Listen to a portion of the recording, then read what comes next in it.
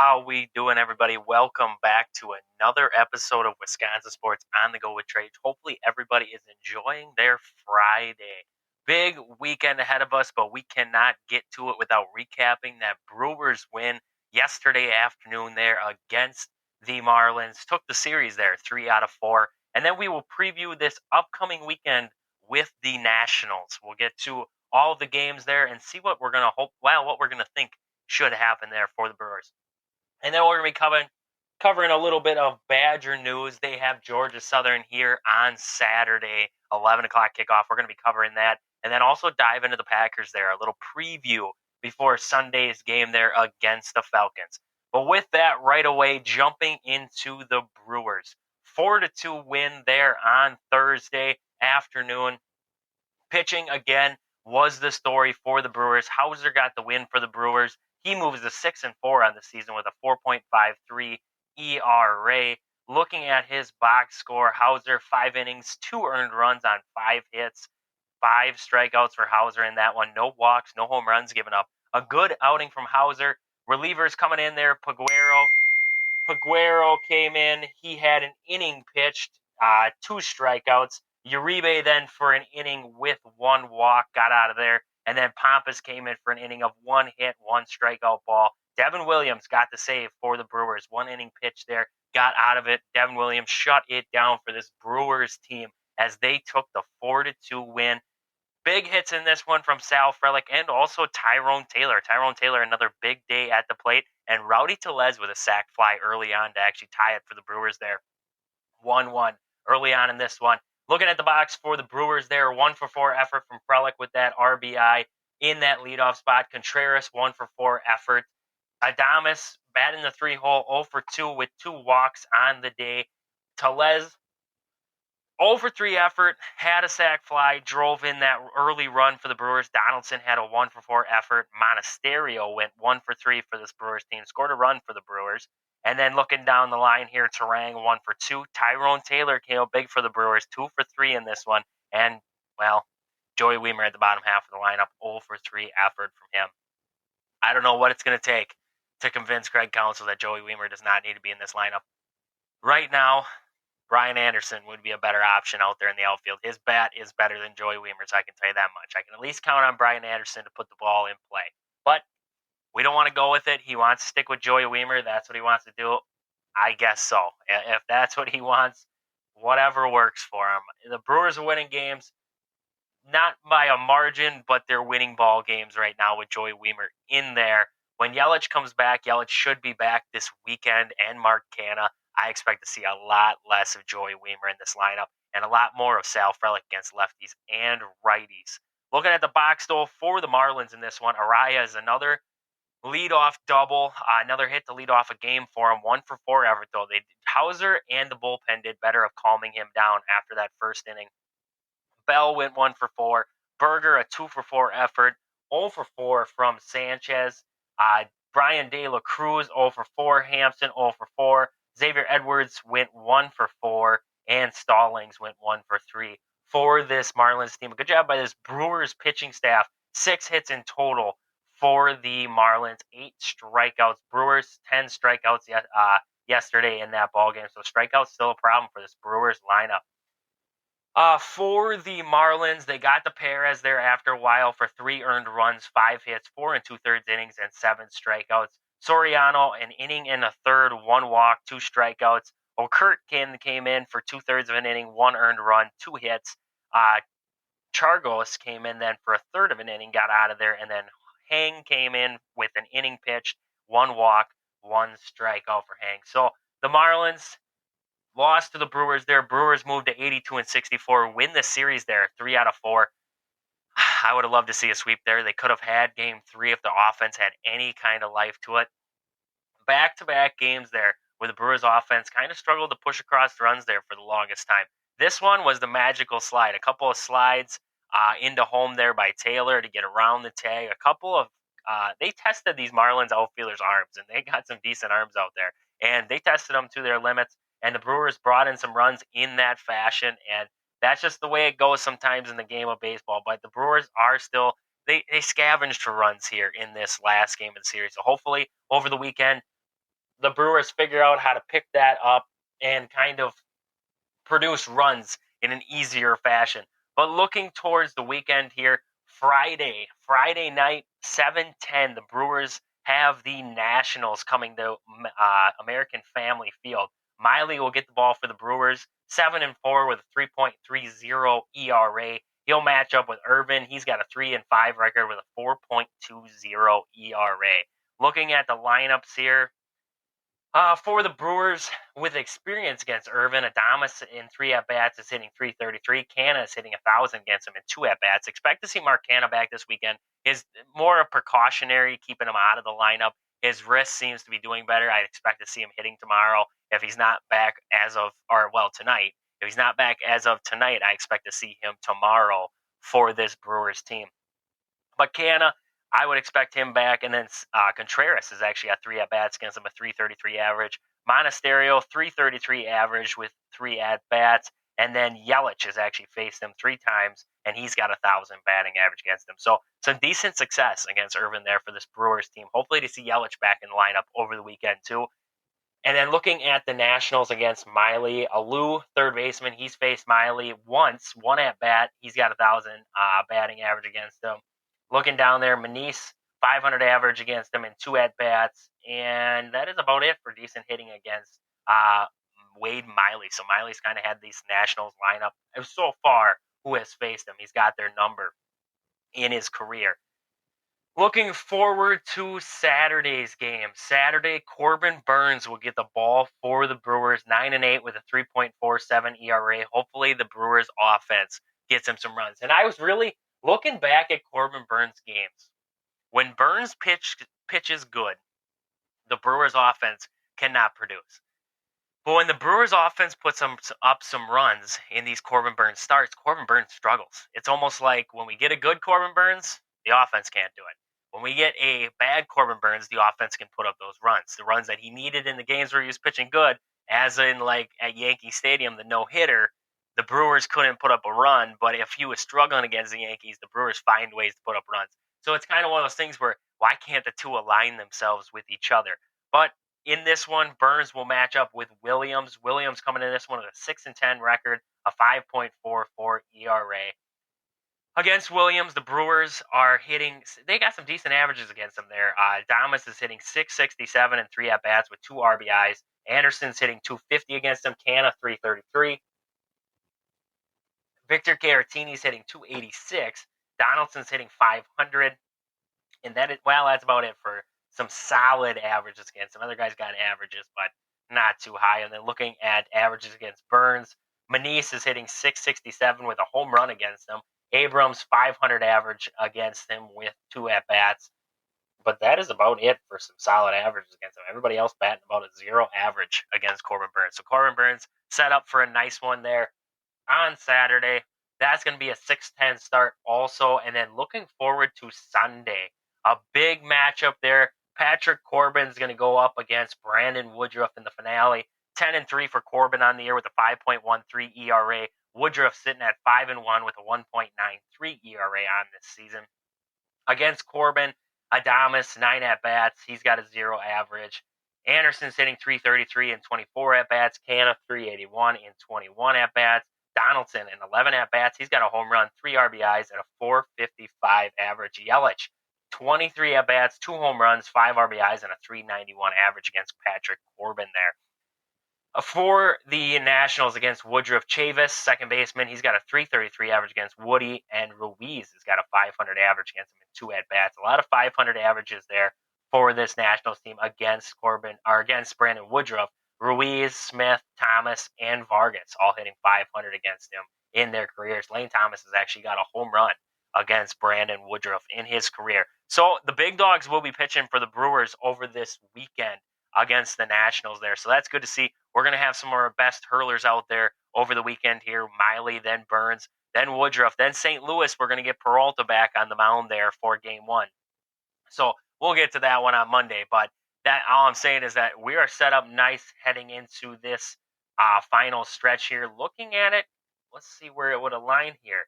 We would have Nationals, Miley in the first one. So then Burnes, Woodruff, Peralta. Then we would get Hauser for the second game of St. Louis. Miley again for the third game. Fourth game against St. Louis, we would get Burns. Miami, we would have Brandon Woodruff there for the first game of the series. Then Peralta. Then Hauser. Then Miley.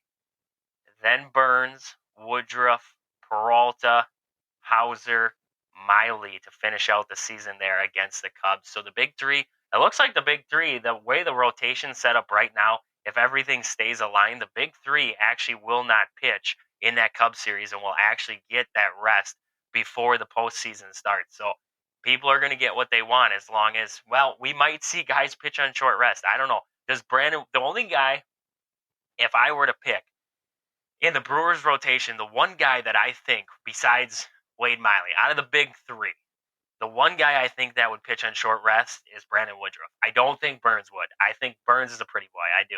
I have always thought it just by looking at him. I just think he's a pretty boy of the rotation. I don't think Peralta can pitch on short rest.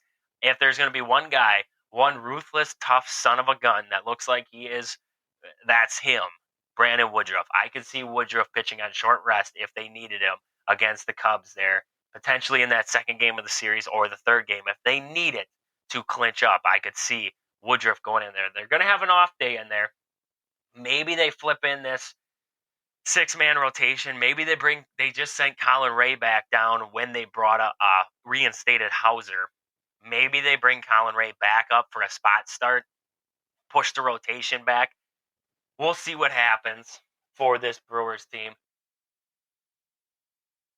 But if I had to guess, the one guy I could see pitching in a short rest role would be Brandon Woodruff. But with that, I've seen a lot of people talking about, I was listening to some other podcasts, just checking around, seeing what other people are talking about right now. And I saw a guy he was telling about the Brewers World Series odds and how he really thought this was the year. It was setting up to be the year. And I didn't even make it through the whole podcast.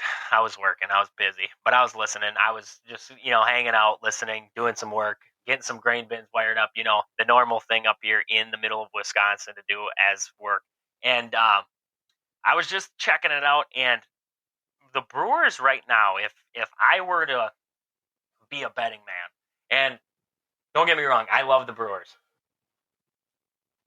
There's nothing I would love to see more than this Brewers team advance to the World Series and get Craig Counsell to that World Series and then see what happens. I don't know if Craig Counsell comes back, if the Brewers win a World Series. Does he ride out into the sunset on his high horse and just get the heck out of Dodge? I don't know.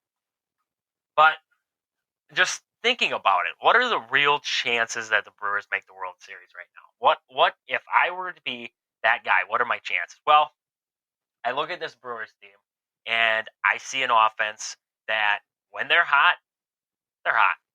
But if you look at this Brewers team against solid pitching, the dominant pitching in the league, look at against the Yankees. That series, they beat up the Yankees in a couple games. Let's just check it out here. Pulling up the stats here real quick. I don't want to give you guys false stats here. But you look at game 1 and 2 against the Yankees in that series. 8-2 finish, 9-2 finish, Brewers win. They get Garrett Cole in that third game of the series, 4-3 loss. That was the game Burns went with a no-hitter into the 8th, and then would have went 9, I think, if they would have got him the lead. You faced a good starter in that one. You couldn't push across the run for Burns. And that is my worry with this Brewers team as you look at the games that they lose.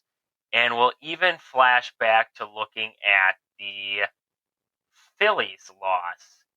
Dominguez got the win in that one. Suarez pitched pretty good for them to start. But predominantly, you look at the Brewers' losses, and they struggle against the dominant pitchers in the league. 1-0 loss to the Cubs. I'm trying to find out. Justin Steele for the Cubbies, 1-0, shut down the Brewers' offense. And that's where I'm kind of looking at the Brewers and saying, okay, now I love the pitching staff. Burns, Woodruff, Peralta, Miley. You get them into a 7-game series. I love the pitching staff. I'm not worried about the pitching staff. I'm confident in the bullpen. If the bullpen can pitch, you get it to Hobie Milner. Bryce Wilson's been pitching better this season. Guys like Abner Uribe, Pompous, Paguero, Devin Williams. You get those guys in there in the right spots. I'm confident with pitching for the Brewers. The offense. The offense is what really bothers me with this Brewers team. Can the Brewers offense be the thing that takes them over the top? That's my worry when people keep talking, oh, well, World Series for the Brewers. I can wish in one hand, I can. But in the other hand, I'm watching the Brewers hitting and I'm seeing it slowly tip the scale a little bit. We put up runs in bunches. I'd love to see the Brewers extend it throughout a game. You know, you look at take the Atlanta Braves, for example. You get into a series with the Atlanta Braves, and the Braves can put up runs like it's nothing. Snap of a finger, they got to run. You can keep bouncing back. You can keep bouncing back. You can keep bouncing back. But can the Brewers continue to keep sending haymakers back throughout the game up until the point where they can hold the Braves off and then the Brewers can finally get that final knockout punch? That's what I don't know with this Brewers team. You look back in 2021 when Adames came over to this Brewers team. And what changed for the Brewers? It just always seemed like the Brewers had an answer. I mean, not in the playoffs. Playoffs, that was a dumpster fire. It was a downhill slope fast. But regular season, Adames came over. And when I watched that team, it always seemed like, okay, the other team came up, put up 3 runs. The Brewers would come back and put up 3 or 4. They'd come right back at them. And that's where I think this team lacks right now is they cannot land haymakers. They can't take a punch and throw a punch back. They always it seems like if they get punched in the face, this team shuts down. They don't have the answer. They don't have they constantly are looking up at a hole in the scoreboard, a donut across the board, and they don't know how to fix that. They don't know how to put up those runs in those pressure situations. And that's my worry with the Brewers going into the playoffs. Teams like the Cubs, Diamondbacks, Marlins, Phillies, those kind of teams, they have some potent offenses when they get hot. Diamondbacks have some pretty good pitching. So do the Phillies, so do the Cubs. They have some pretty good lineups. Phillies have a good lineup. Diamondbacks, Cubs, Marlins, all have good lineups. We just faced the Marlins lineup. That lineup was struggling in Milwaukee, but that lineup can get hot. Well, my worry is that, okay, you can take a team like that. You can win that wild card series. But then when you get in that division series, because the way the Brewers are set up right now, and this is how it's most likely going to end up, Braves will be the 1, Dodgers will be the 2. Brewers, if they win the division, will get the 3.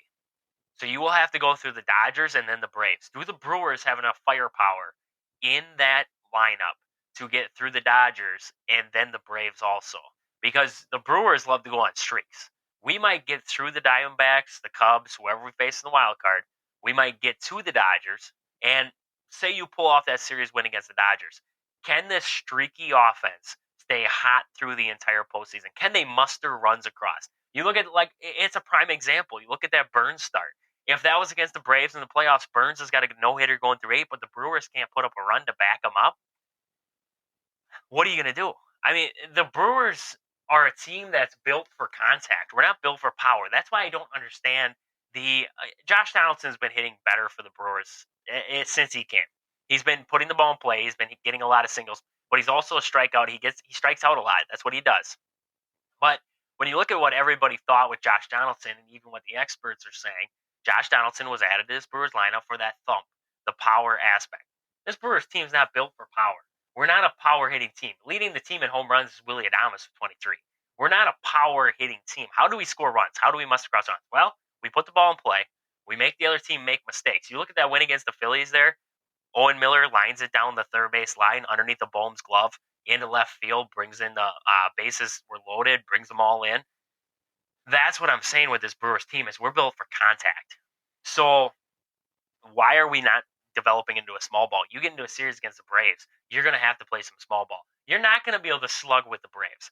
Ronald Acuna, Matt Olson, Austin Riley, Darno, Sean Murphy, or even a guy like Orlando Arcia, they developed him into a 20-plus home run guy. We don't slug home runs like that. We're not going to be able to go knockout punch for knockout punch. We're not going long ball after long ball. This isn't back in the day when we had Ryan Braun and Prince Fielder going back-to-back jacks there in that middle of that lineup. We don't have the thumpers like Braun and, I mean, even guys like Jesus Aguilar. MVP level Christian Yelich back in 2018, Moustakas and Shaw. We don't have those guys anymore. We don't have that big thump lineup. We have a team full of a lot of rookies, Sal Frelick, Bryce Terang, Monasterio, contact players, guys who are going to put the ball in play. With those guys, we need to develop this team into going down the stretch here. This is what Craig Counsell and them need to focus on is we need to become a contact first team, a small ball team. We need to push the button when we can. We get a guy on first base. If we're in a series against the Braves and we get a guy on first against Spencer Strider, we need to put pressure on Spencer Strider. Bunt him over to second. If a guy like Bryce Terang is coming up to the plate, don't let Bryce Terang swing away. Bryce Terang is not he has not developed his bat enough to be swinging away in that lineup. If there's nobody out running on first base, Bryce Terang's coming up against Spencer Strider, lay that bunt down that third base line and run. Because Bryce Terang's got wheels. Sal Frelick's got wheels. Monasterio can pick them up and put them down. These guys can get on for you, and they've proven that. But when they do it, like Terang likes to hit the ball on the ground. He likes to hit those little flares.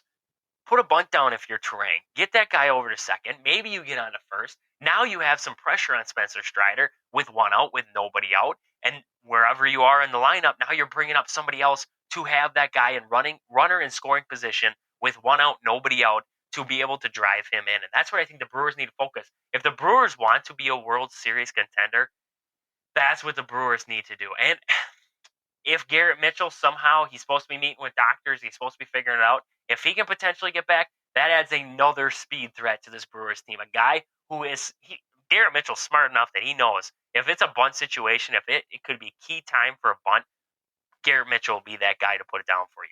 And that's where I think the Brewers really need to focus on, and Craig Counsell really needs to focus on with this team, is that if we want to be World Series contenders, small ball is the key to it for this Brewers team. It has been the key. We haven't figured out yet. We still try to be the big bat team that we aren't. We need to develop into that small ball team, and we will go far.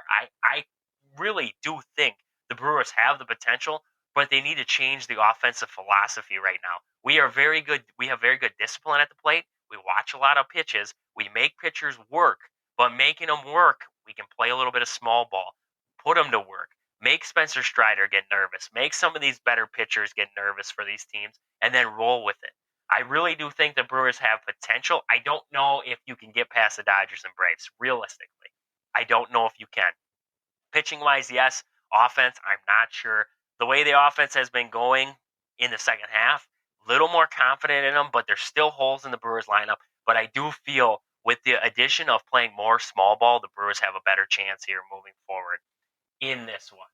But with that, that is about all I got for Brewers. I just want to jump and check out the MLB scoreboard real quick and just look around the league there yesterday and see what was going on. Get her to load in here. Around the league yesterday, Pirates took the Nationals 2-0. Reds lost to the Tigers 8-2. Red Sox beat the Yankees 5-0, and then the Yankees won the second game of that one 8-5. Brewers beat the Marlins, like we said. Mets beat the Diamondbacks 11-1. Rangers beat the Blue Jays 9-2. Rays topped the Orioles 4-3 there in that one. A big battle there for first place. Tied in the win column now. Orioles are ahead 2 games in the loss. Twins took care of the White Sox 10-2, and the Giants and Rockies were postponed. It will be made up on September 16th. So that would be,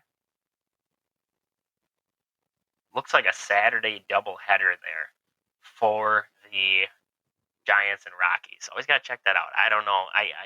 Dates always get messed up with me. But that is about all we have for the scoreboard there. Cubs had an off day, so the Brewers did move to 4.5 games up in the division standings overall. But then with that, we're going to jump over into the Badgers. Badgers have a game here against the Georgia Southern. This Georgia Southern team, if I can get it pulled up, it's kicking my butt right now. Just want to pull up the stats here real fast for this Badger team. Going up against Georgia Southern here, 11 a.m. kickoff on tomorrow, Saturday, for this Badgers team. They're giving the Badgers an 83% chance to win this one. That's pretty low. That should be a little bit better for this Badgers team. Going into this one, the Badgers really need to focus on what is our identity as Badgers right now. What are we? Are we a passing team? Are we an air raid offense? This air raid team that we expected from Phil Longo and Luke Fickell coming into Madison. We expected this team to be this let's let it fly run game. We really were worried about the run game not really being a factor, and we were thinking, okay, it's going to be a lot of deep balls, a lot of routes being ran, a lot of backs coming out of the backfield and putting that ball up to them. And it's not what we've seen so far. Look at game one against Buffalo. The run game saved them. Old Wisconsin offense saved this Badger team against Buffalo. And then looking at the second game, they couldn't get the run game started and they lost to Washington State. They became one-dimensional and they couldn't do it. I don't think we have an identity. I don't know if the Badgers know what they are yet. The offensive line for the Badgers right now struggles mightily. Struggled against Buffalo. And now looking at this game, or the game against Washington State, they look like they are slow. They look like they got beat off of everything. Tanner Mordecai was constantly being pressured in there. And for a guy like Tanner Mordecai, he feels pressure already. That guy feels pressure before the snap is even there. He's constantly antsy, moving in the pocket, never calm. And I don't know if that's he knows the offensive line struggles or what it is. But this is not Wisconsin. This is far from what Wisconsin football was. The offensive line, we were so used to for years. We had this team loaded up with guys who were offensive prodigies, guys who could go to the NFL from that offensive line. Big guys, fast, athletic. We don't have that now. We have big guys. We have slow big guys. Can't get off the ball. Can't block worth a darn. Our run game can't get started. And then we're losing out on the pass game there because our offensive line can't keep the front seven out of the backfield. I don't know what, and that's what leads me all back to this question. What is the Badgers' identity right now? Are we a run team? Are we a pass team? Because right now we're nothing. Right now with the offensive line playing like it is, our play calls, I don't understand our play calls right now. You look at in that Washington State game, what was open for the Badgers? Besides a couple deep balls, what was the plays that were moving us down the field? Short, methodical offense. Short little plays. Let the playmakers make the plays. Let the athletes be athletes. That's what they always say. Let the athletes be athletes. We weren't. Look at the Kansas City offense. I talked about it earlier on. I'll say it again. Watch Kansas City. That offense is built off of, I'm going to pass you the ball at this spot, and I expect you to make the play out there in the open field to get yourself a couple extra yards. This Badger team has potential for that, but can they make the throws? Can Tanner Mordecai make the throws?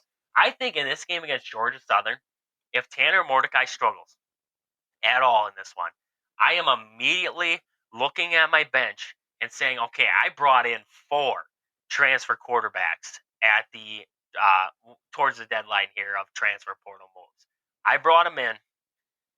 They are all highly touted recruits.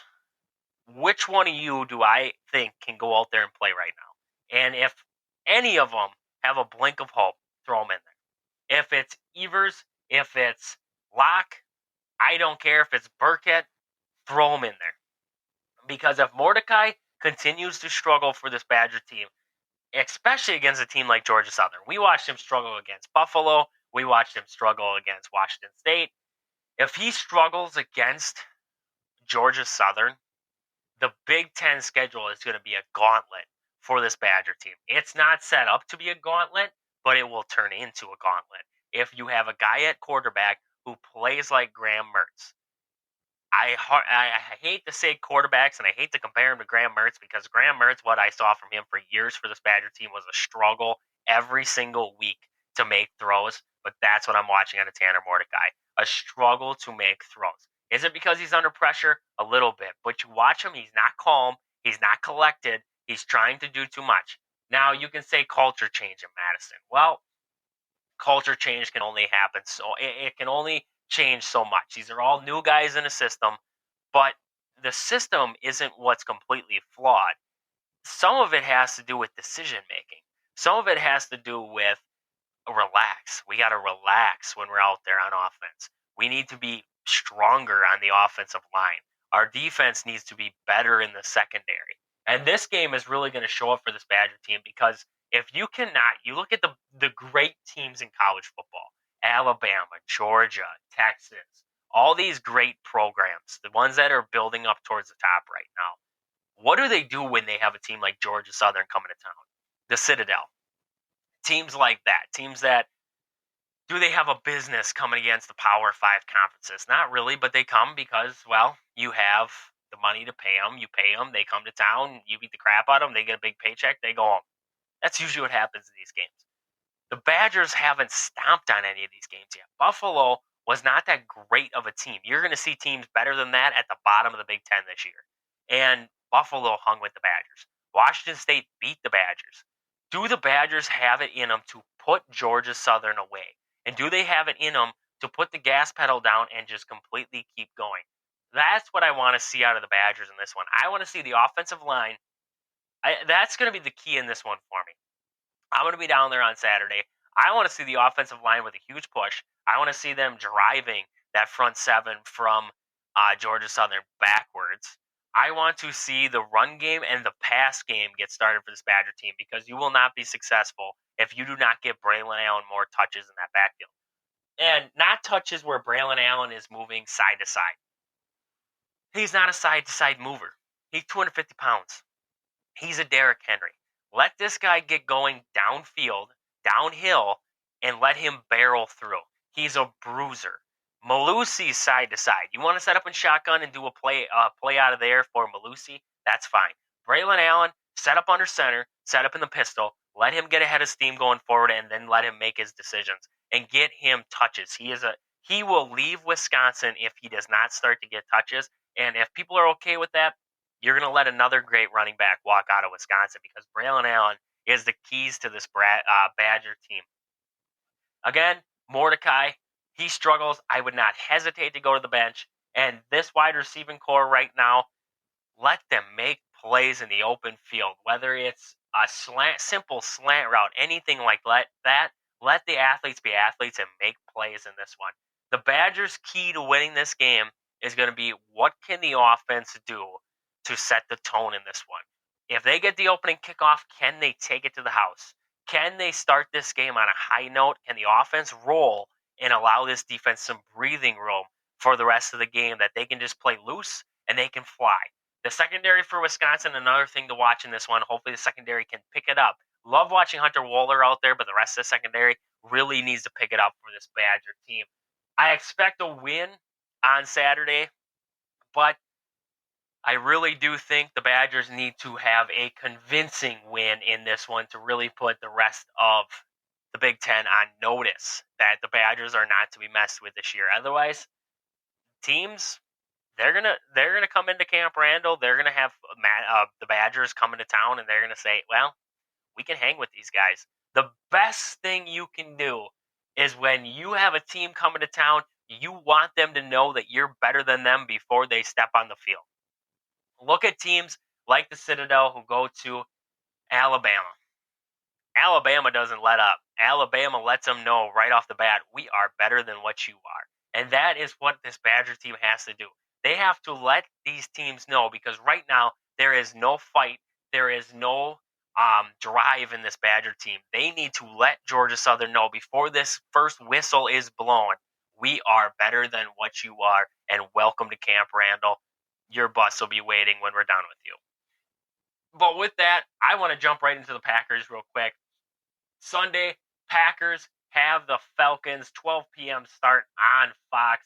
It's going to be a good game there. They're expecting right now, you look at the matchup predictor in this one, they expect the Falcons to actually have the upper hand here, 51% for the Falcons.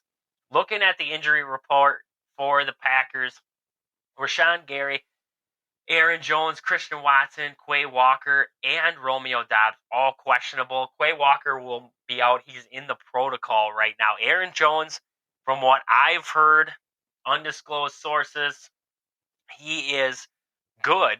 It's just a matter of how he feels come Sunday there for the Packers on if he will be ready to go.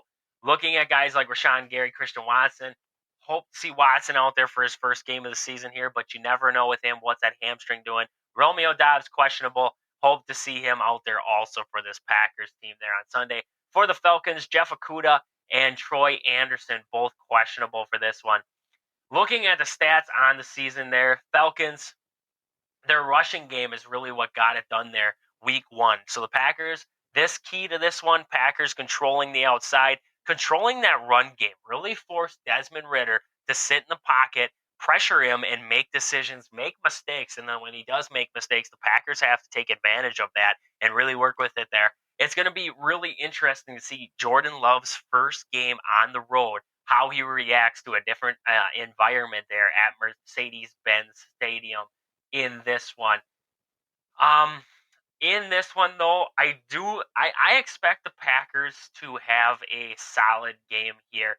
Jordan Love, nothing but promise in that first game. The only problem I had is that it's the Bears. The Bears look sloppy. The Bears struggled game one. And that's where I'm kind of like, oh, okay, we got to wait. We got to wait here. Is Jordan Love going to be that guy? Is he that dude? He looked calm. He looked relaxed. You look at that play against the Bears there, muffed the snap, rolled around a little bit, picked it up, extended the play, made it happen, threw it downfield. Luke Musgrave. Musgrave should have kept his feet, had a touchdown there, but great play there. The poise was there from Jordan Love, and I just hope to see that carry over into this week 2 matchup there at the Falcons. A key for the Falcons, a key for the Packers is going to be controlling Bijan Robinson. He wasn't he wasn't the top rusher in week 1 for this Falcons team, but I expect a lot more out of him in week 2. He broke off actually the 21-yard run that set up the go-ahead touchdown against the Panthers there in week 1. So that's where I'm seeing with this Falcons team controlling the run game, controlling Bijan Robinson, keeping Desmond Ridder in the pocket, making him make mistakes, contain the outside, push him back towards the center of the field, let the tacklers do their job, and let the secondary eat. The secondary, there were some hard hits week 1 there against Bears. Jair Alexander looked good, and he looked like he had something to prove this season. Looking at the Packers, though, the rookies played great in week 1. Lucas Van Ness had a couple great tackles for his Packers team. Kari Brooks had a sack also. And then Anders Carlson hit that 52-yard field goal for the Packers. So a sigh of relief for Packer fans when they saw Anders Carlson knock that baby through. And then looking at a couple other guys, Luke Musgrave and Jaden Reed combined for 5 passes for 98 yards. Reed also had a 35-yard punt return, so Reed looked good on the punt return front. But that's where I'm looking in this one. The rookies played great in week 1 for the Packers. Can the rookies repeat that in week 2 here against the Falcons, against the decent Falcons team here in week 2? But with that, that is about all I have for Packers and Badger news right now. Like I said, Brewers play tonight. They have the Nationals here for a 7:10 start. Miley versus Irvin here. A big game for the Brewers. Hopefully to see them pick up another victory here heading into this weekend and pick up a series win. The Brewers really, and I don't emphasize this enough, the Brewers could really use a sweep right here before they have to face the Redbirds from St. Louis there this next week. But with that, this has been Wisconsin Sports on the Go with Trage. Thank you guys for listening. It has been great talking with you guys, and we will catch you guys next week. Deuces, Brew Crew.